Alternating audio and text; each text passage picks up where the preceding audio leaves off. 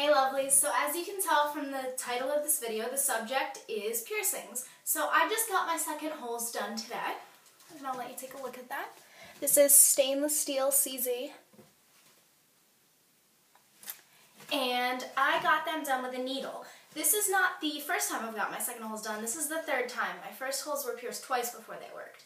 Out of all 5 times I've gotten pierced, 4 times used a piercing gun, 3 of which did not work, did not stay, were a total waste of money. And the one time that I've gotten it done with a needle, which was today, I'm having no problems so far. So I have prepared 5 topic cards to talk about needle versus piercing gun. Topic number 1 is hygiene. For those of you who may not know what an autoclave is, it's basically a sterilizing device. And needles, when you get your ear pierced with a needle, a hollowed needle, it is only used on you and only you. It's not going to be reused on somebody else. It's not going to be, well, wiped down and then used on another person. You are the only one who that needle is going to be used on. And before they use the needle, it's going to be autoclaved, so it's going to be totally sterilized. With piercing guns, they're made out of plastic, so they can't be autoclaved. The piercers are going to claim that they cleaned it with alcohol, but that's not really sterilizing it with all the bodily fluids that come in contact with it. Another problem with hygiene with both of these is the microspray. When you get pierced with a gun, the piercers are going to tell you, oh, it's not coming in contact with your ear or anything, but when that earring goes through your ear, there's going to be a microspray of blood and other bodily fluids, and they can't clean that off just with alcohol. So everybody's microspray is going to be passed on from person to person. Everybody who that piercing gun is used on. So think about that. Do you really want blood and other bodily fluids in you from people that you don't know, and you don't know if they have any like health problems? You don't want that. So the hygiene in a needle is much better. Needle wins that round. Topic number 2, damage. This is a big topic. When you have your ears pierced with a gun, it is called blunt force trauma, because I want you to think of your earrings. Girls, if you're wearing earrings right now, take them out and look at them.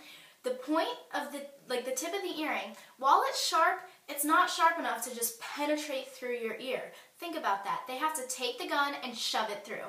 Now I want you to picture a latex glove. I want you to picture it being stretched out and a blunt-tipped earring trying to be shoved through it. What's going to happen? It's going to rip. It's obvious. I want you to picture your ear now as that latex glove when that gun is shoving that blunt force pressure, I can't even talk, I'm sorry, through your ear. It's not good for it, for obvious reasons. When you use a needle, it's a perfectly sharp tip and it's going to go right through. There's minimal damage. The needle wins that round too. When I was getting them pierced, they would not stop bleeding, and that was because since I had them pierced twice previously with a gun, there had been a ton of scar tissue buildup, so that was a problem. Topic number 3, comfort. When you get your ears pierced with a piercing gun, the backing is already kind of loaded into the gun, so it's going to be shoved on way too tight. It's a locking back. So I want you to think about the locking back. You can't get in there to clean it. You can't really take it off to clean the backing in itself. It's not good. It's not hygienic. And also, if your earring's really close to the back of your ear, it's not going to be comfortable. With a needle, they have to put the earring on separately, and I have a butterfly clasp on the back of my ear. I don't know if you can see that or not. And that can be removed, and I'm going to remove it every once in a while to clean it. So it's a lot more comfortable to have your ears pierced with a needle, and the backing can be put on and adjusted to conform to you. Topic number 4, professional and certification.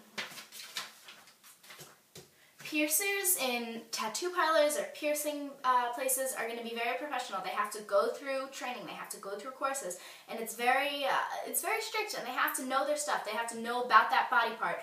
They have to know how to pierce it, all the ins and out of it. If you get your ears pierced at the mall or one of those stores, think about it. They might have went through a 2-week training course, but they're not going to be as professional and have as much experience in piercing than the piercer is going to be at a needle, or when you're used a needle. Topic number 5 is price. The price, in my experience, between needle and gun piercing is almost similar, and my needle piercing was $10 cheaper than most of my gun piercings. Most of my gun piercings were around $50 to $60, and this was $40, so I was really happy about that. So you can make the decision for yourself, but I highly recommend the needle, and I'm strongly advocating it. Thank you.